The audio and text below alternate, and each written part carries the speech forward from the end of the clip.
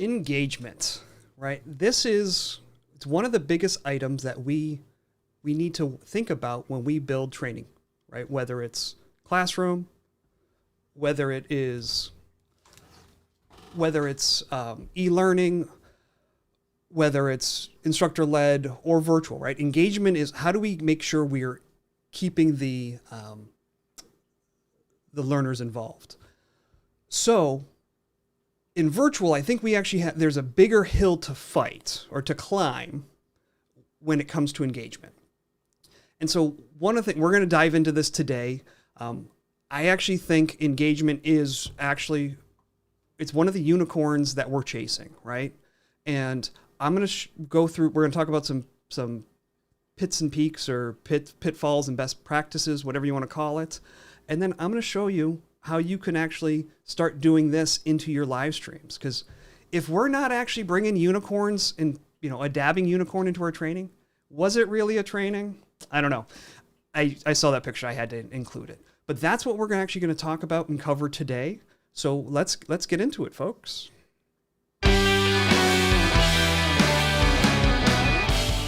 All right. So thank you. Welcome to a Friday learning and development or L&D Lunch Hour. It's my pleasure that everyone's joining you. Thank you for giving me your most precious resources, some time. So I really want you to come away with some things, and it's just not listening to me babble on. But I want to first thank some of you guys for showing up. Liz, as always, wonderful to have you in the house. Karina, thank you from coming in from Yale. Making me someone from the Ivy Leagues is coming in here, so I better be on my best behavior. Who else do we have? Someone, Karina as well. Virtual ILT. Canada. So it's warming up there. Stop wearing. I like toque. You don't know Canadian for a beanie. So thank you for and live. Thank you for coming from Philadelphia. So again, thank you everyone. It really means that you're taking some time to see what I have to. And the big thing is I want you to get out of it, right? If there's no value to it, then I'm doing something. All right. So we're talking about engagement in virtual training, right? And I want better engagement. And so I think the first thing we need to talk about is what some of these pitfalls come across, right? And so as we go through these, I'm going to kind of talk about different items, like what we can do to help alleviate these pitfalls as we go through. So we'll do one pitfall, we'll do kind of how we resolve it, and then work our way through it that way. All right. So one-on-one conversion. What do I mean about that? So think about, and I think this one is a little less prevalent, well, in a way than it was, really, I guess it's really like 2 years now, right? It's 2 years since the pandemic started. So right in that beginning, that where you would see people would be like, we got to do training, but we're doing it virtually. We're not in the classroom. Let's go and, I'm able to go through and, take my virtual training and then push it and do it strictly into Zoom or into Teams or into WebEx. And it was a 1-for-1 conversion, right? If it was a 3-hour course, it was a 3-hour virtual course. And that's a big pitfall. It still happens. I mean, it's not to the same degree, but it's still happening. And actually, I just see here, Liz is having challenges with video freezing on both LinkedIn and YouTube, but you can hear me. Yeah, and I know Liz, we've had conversations about this, right? Some of this information on, why things are, they get granulated. This is one of the downsides of live streaming, and actually it's a downside of virtual training in itself. We can do everything on our part, but where we send it to, we're limited to. Like, you're limited on what's the computer someone has on the other side, or the platform we're going through. We're pushing it through Zoom, we're pushing it through Teams. All of that plays a role. And so that actually could be a pitfall I should have put in here as well. It should be a whole other thing. But at the end of the day, if the stream's coming through poorly, there will be a clean version loaded up onto YouTube afterwards as well. So, thank you for pointing it out again, Liz, but it is a problem that it's one that I think we're going to always be fighting. But one-on-one conversion. So how do we go through and make sure we're not doing, it was a 3-hour course and now it's a 3-hour Zoom. And that one is it's about figuring out what works, or what's the best manner to teach in this mode, right? So teaching in a classroom is one mode of training, and e-learning is a mode of training, right? Virtual is its own mode of training. Just because it's still instructor-led or facilitator-driven, whatever you want to say, it's going to be, we need to take into consideration that modality, things that we can do. So big one, don't do that 3-hour training. Break it up into chunks, right? It's 3 90-minute sessions, or it's 3 45-minute sessions. We got to think about what, if we were doing an activity that works in the classroom, what can we do that gets the same point across, but that works virtually? All of those things. First, so this one I think is fairly cut and dry. Just don't do a one-for-one conversion. All right. Second pitfall I see is not keeping track of time, right? One, time's our greatest resource. We want to make sure we're cognizant and we're not wasting people's time. But we also got to be cognizant that we're giving our information enough time to be covered. So we need to make sure, like, if I'm doing, in this session, like I try to keep them to about 30 minutes. My guess is this one's probably going to go a little over because we're going to dive into a little bit of a software in a moment. But it could. But the way I go about this, and I'm going to flip over to my screen here. So this is actually on one of my monitors. So this is my left-hand monitor as I'm going through. So as I lay these things out, this is kind of, think of it like a facilitator guide for this live stream as I'm walking through. Like, what am I doing in my opening monologue, right? Then I'm cutting to my title screen. But if you notice over here on the left-hand side, let me get, and I'm using visual cues to help keep myself, I can glance and quickly see what I'm doing. But like here, opening monologue, I'm going to spend 2 minutes here, right? When we're talking about the say somethings, I'm going to spend 3 minutes here so that I can try, I've got a clock down in the corner. I can see what's going on and I can be right back doing, stay on track. Participants know, it's a 45-minute session. And especially if they can see the agenda, they've got a workbook, they can see when things get off track, right? And they know, we're just pushing, we spent 30 minutes of our 45 on something that should have taken 10 minutes because we dive too deep into it. And so now we're rushing through to finish up the training, or it gets skipped altogether. It's just a bad experience. So we need to be able to, one, keep track of time, and then make sure we stay on top of that. And for me, that means, it's practice, right? We do it, we practice, we figure out how long it takes, we tweak and things like that. But then it's have a document up, have something up that shows how long we should be in each of those sections. And that's where, the mechanics matter, right? Say this, do this, show this, but then keep track of time for those items. All right. So that's my second pitfall. Third one, let me put this up, is a stagnant screen. And this is the one we're really digging into today, is, how do we fight the monotony that virtual training can be. And so what do I mean by a stagnant screen? So think about those Zoom sessions. And I think when you hear that term Zoom fatigue, I really think it has so much more to do with this type of items.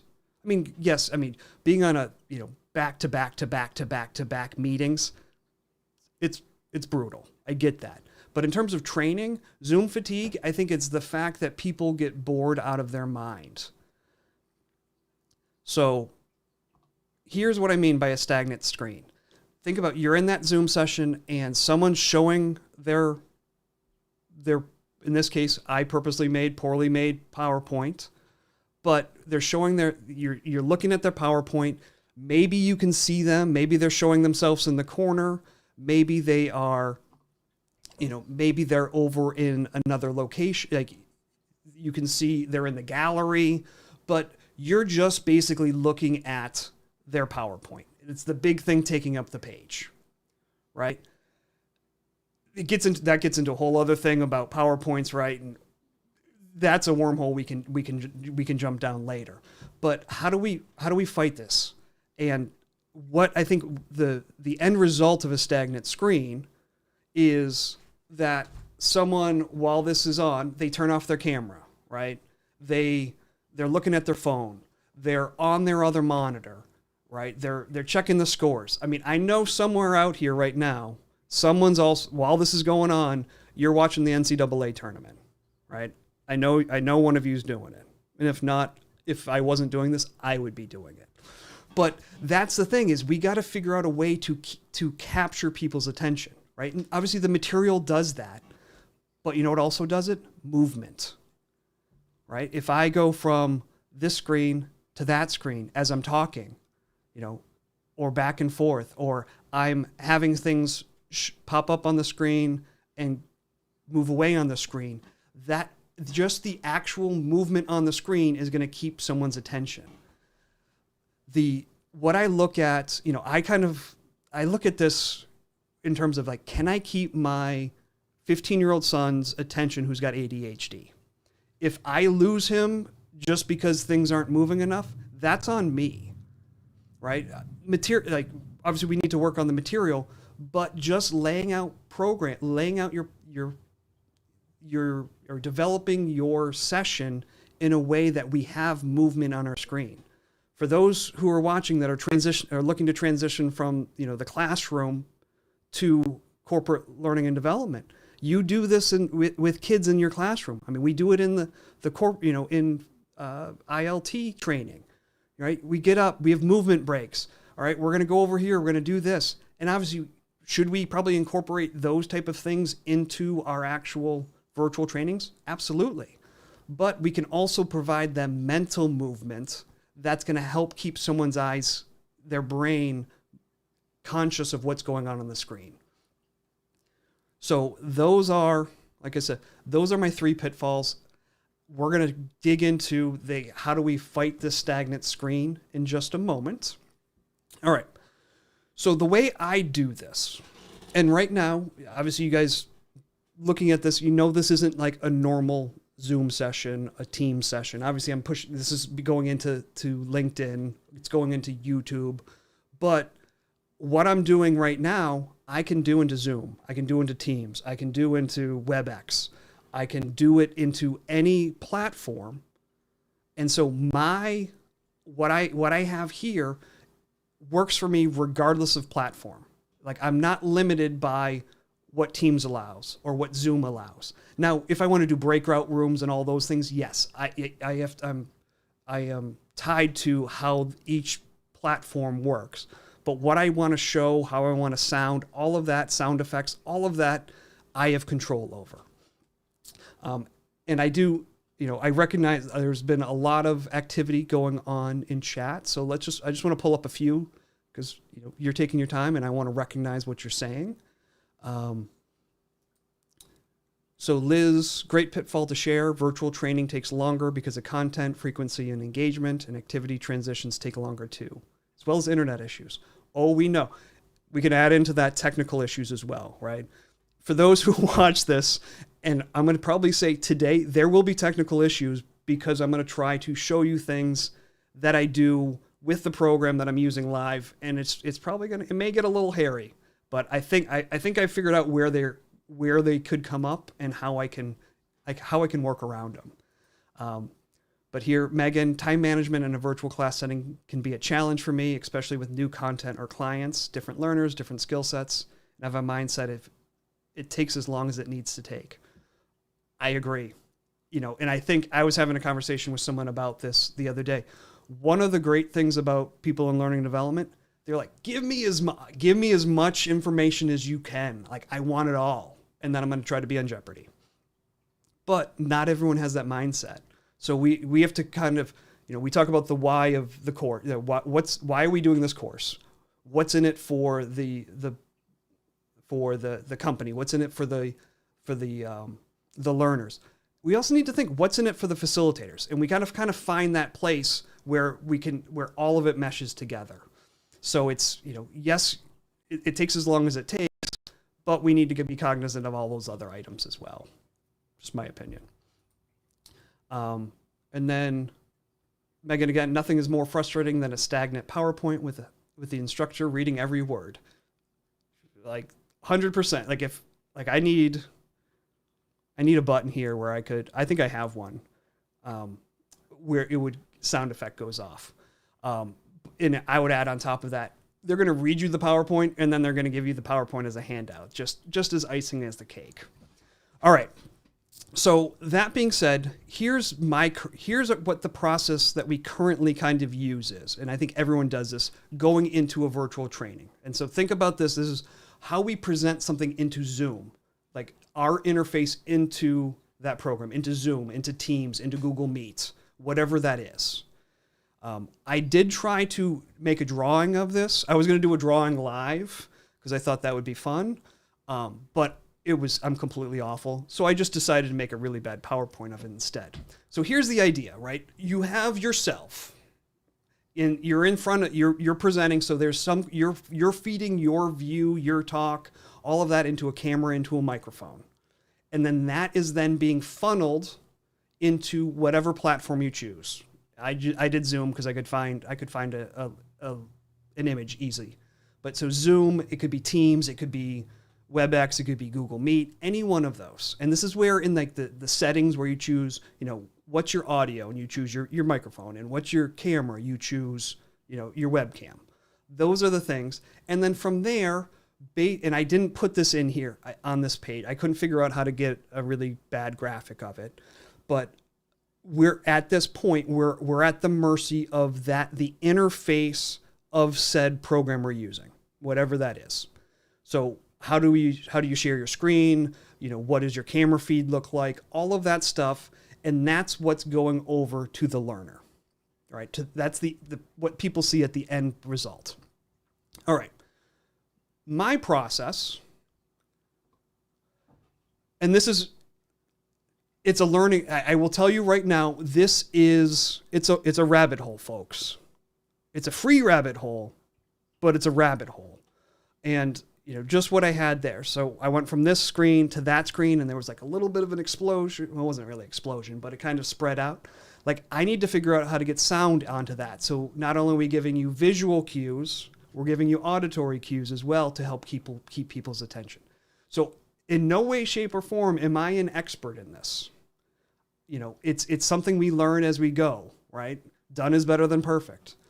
But here is my process. So I'm still feeding my lovely image and the dulcet tones of my voice to my computer through my camera and my webcam, or through my camera, my webcam and my microphone.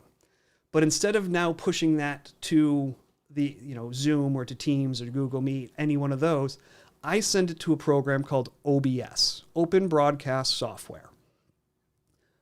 From in there, and we're going to open this up in just a moment, we are able to set up, they call them scenes. It's almost easier to think of them like PowerPoint slides, but we set up different scenes, and now I push a feed from OBS as my camera feed, as my sound feed to Teams, to Zoom, to Google Meet, to whatever platform is. And now I'm still like how chat works is specific to that program, right? How breakout rooms work is specific to that program. But I have complete control over what I'm going to be, how I show it and how I display it to the audience. So if you're building training and for some people it's going to be done in Zoom, but other people it's going to be done in Teams, doesn't matter to me. Like I can do my presentation any way I want because I'm controlling my feed. I'm not limited by whatever platform you want. Like someone's on Blue Jeans. I've been on that one before, but what's the other one? Like Let's Gather or something like that. There's a bunch of little ones now that people are starting to use. Great. People want to use those and you have no idea. You go through kind of the system I use. You can go into any one of them and still give the look and feel that you want. All right. And as I've been talking, and I've been stuck on this screen for a while, I should have actually like jumped back over here so you could see me larger. Things like that. Just that movement's going to make a big difference. All right. So how do we go about doing this? And so this is where things technically could get a little off the rails, but we're going to do our best here, folks. All right. I'm going to split my screen here. And I'm going to make this larger. Okay, so what we're actually looking now at this program called OBS. And what OBS is, it's a platform, and it's the best part, again, it's free. It's a free download. You get to set what they call scenes, and as you change scenes, like if I click, my cursor was on the wrong monitor, but if I click on, what I'm currently in what I set up as scene 1, I could go to scene 1, what I've labeled 1.4, and it changes it. Or I could go to this, click on that scene, and it changes it. So think of a scene as like a PowerPoint slide, right? And we're onto that slide, we're adding images, we're adding text boxes, we can add video, we can do all those things. And now we can lay out what we want and then push that stream push that feed to the other program, to push it to Zoom, things like that. So to show you kind of how this works, I'm going to actually start a new scene just so you could see it. So I'm just going to call this, we'll be real original. We'll call it new scene. And at this point, and I'm pretty sure you guys are still hearing me, but you're only seeing a blank screen because currently on this scene or slide, there's nothing on here. But I can come down, and if I was to click on the little plus sign in my sources, so within the scene, what do I want to have on there? I can go in and I can add stuff on. Now, I've already built stuff out, and for people who want to learn more about this, we can have an individual conversation. But I could come in now and choose to put in my webcam. And now I'm back here. Right? So I have this, but maybe I don't want to be this big. I want to be smaller, right? Because I want to put something else in here. And so now maybe there's an image or an animated GIF that I want to have in here. Right? So let's do this. We're going to put in picture of a train wreck, because this is generally how my tech things go, is things just completely go off the rails. Right? So I can start laying stuff out, and maybe I just want to add some text to it. Right? So I could go in and I could create some text.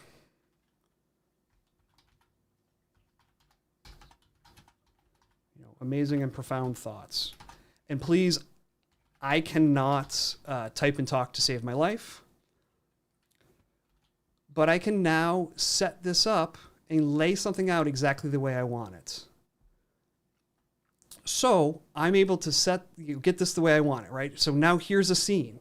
So I'm on this new scene, and I could go over to a different scene, and I can click back and forth.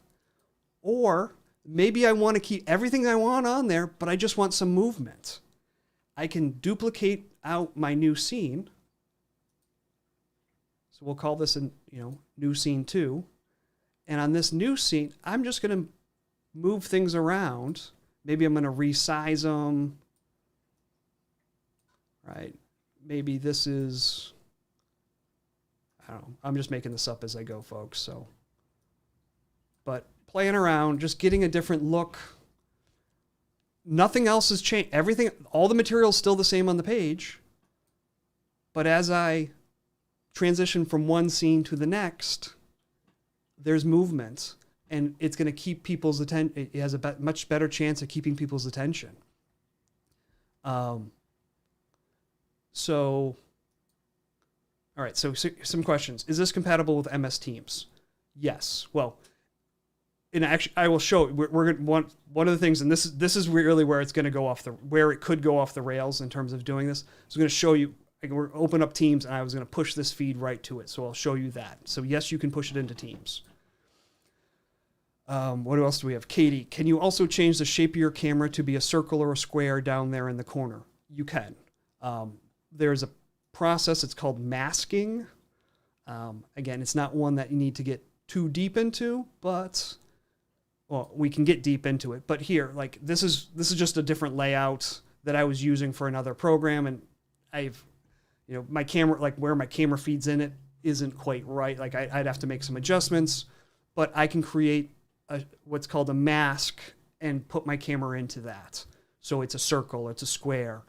What I have actually found, or I can do like what you saw before, where I show you I put myself onto my desktop. And so you're projecting over here. Now I'm using a computer program, like a piece of software that's stripping out my background. And so that's why you can see some of the pixelations around my fingers. One of the things I think I want to do is actually come in and instead of maybe putting myself just on top of the desktop all the time, I actually want it to look like a Polaroid picture, right? Like the old 80s Polaroid, and have me inside that Polaroid. I just think that would be fun. And that's one of the things about this is you can express your personality in what you're doing. All right, so let me get back to where were we? We were at new scene. And this is where it gets confused because I'm seeing on the screen my OBS, but it's actually on another page. So I am, putting my cursor in the wrong place. All right, but so I can go through and I can lay things out the way I want. I get it to look the way I want.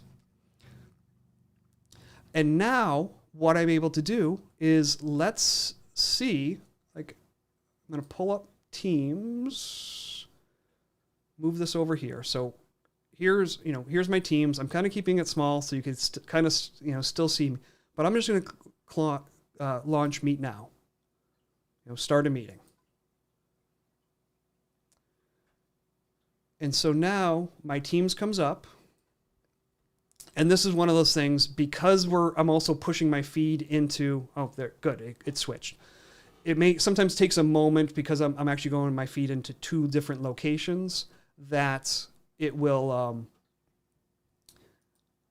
that you'll get that pixelation, that kind of greenish color.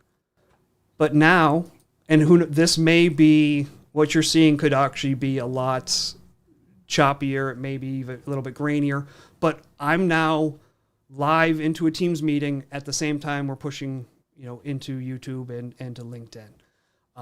Not if I wanted to do all three of these, I'd actually go about a different way, but I wanted to show you how I can push this into a program.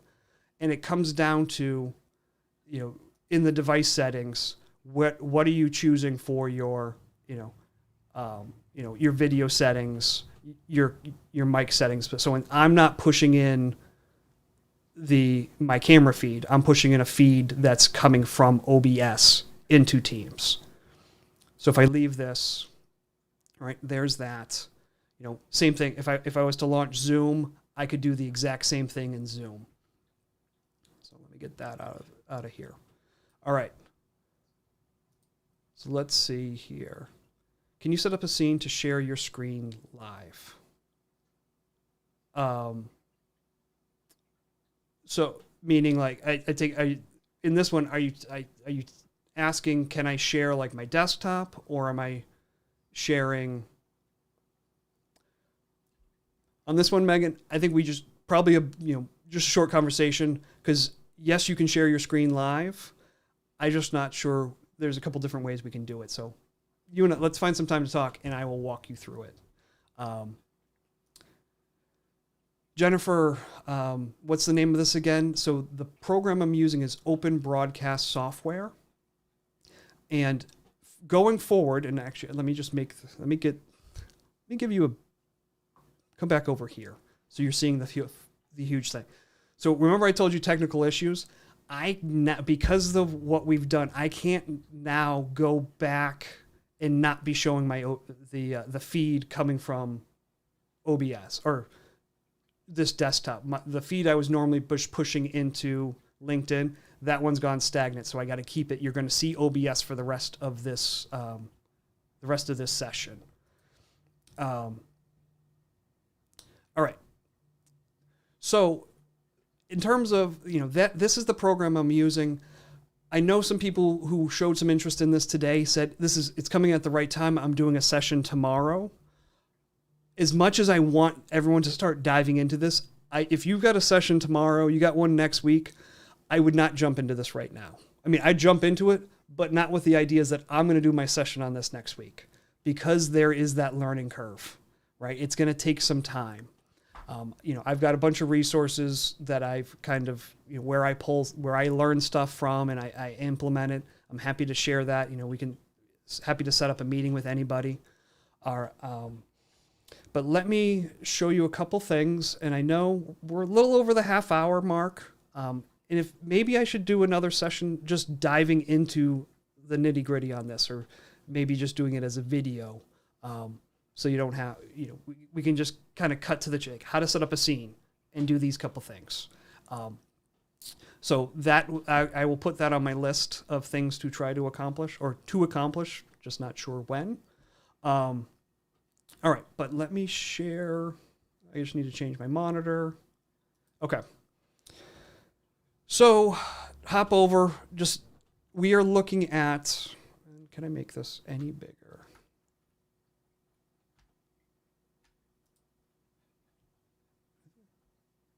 Okay, get this just a little bit bigger here so you can see it. So here is the actual program. It's called OBS Studio. The website is obsproject.com. But if you just Google OBS, Open Broadcast Software, you'll find it. It is a free download. If you're working, in depending on your organization, they may give you some difficulty on this, but I think this would be something I would definitely fight for. This would be a hill that I would die on to get this in. Or maybe there's a paid program that they're more comfortable with, but giving you the ability to go through and have the control over what you're pushing out is going to be huge. There is, on here, I'm actually just pulling up, if I can get that out of here. For those who are on LinkedIn or connect, even if you're not connected with me on LinkedIn, please do so. But if you guys want to ever set up time to talk, if you come down to this in my featured section, in that post, there's a link and we can schedule a time and we can go over this, talk about it. If you want to ever access the videos as they're recorded, you can get to them from here, or I actually have them. There is a YouTube page. I can, please feel free to join. I'd love, if you guys find benefit in anything I'm doing, if you could subscribe to this, I'd greatly appreciate it.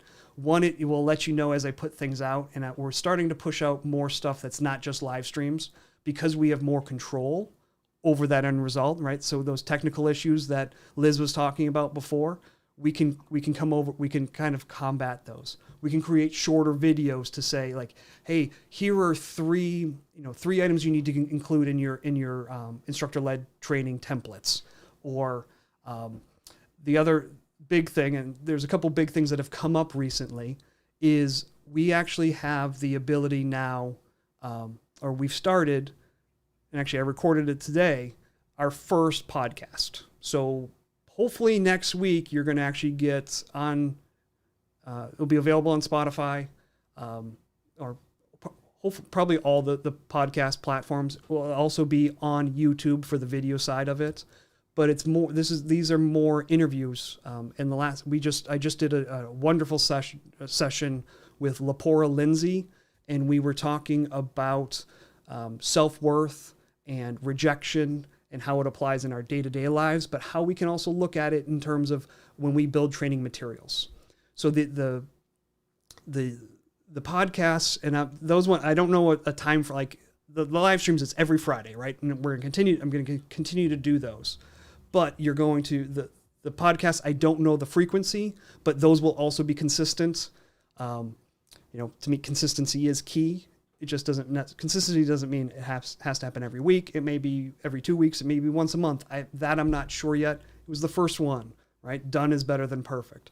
So those are going to be available, but those are only going to be put on full versions on YouTube, because we have more control over the end result and how easy it is for you to get to it. As much as I absolutely love LinkedIn, trying to find stuff after the fact, very, very tough. So there's that. The other one, anytime you guys just have questions, please reach out. I'm here to help. I'd love to see what you're trying to do. It's a community, it's a network, right? And I think to be good about it, there needs to be, give and take. Or back and forth, better than give and take. But being able to actually have conversations versus just some posts, or just, as much as I love you guys tuning in, and I'd love you to keep doing it, I want to see, what you're doing and what's out there. What are you doing that I just never even thought about, because most of you are all smarter than I am. But with that being said, folks, it's Friday. I've kept you for almost 40 minutes. I appreciate the time, the questions, the support, but have a great weekend, and I will see you guys all next week. All right? Take care, folks. Peace.